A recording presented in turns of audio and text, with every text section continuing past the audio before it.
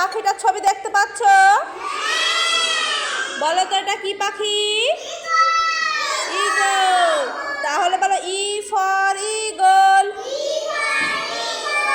E for egg, E for I, E for elephant. বলো E for eagle. আমরা সুলতানা চলে এসো, বোর্ডে ই লিখে দেখাও তো। বোর্ডে গিয়ে ই লিখো। দেখো আফরিন ই লিখেছে কত সুন্দর করে, তাই না? বলো আফরিনের জন্য হাততালি দাও।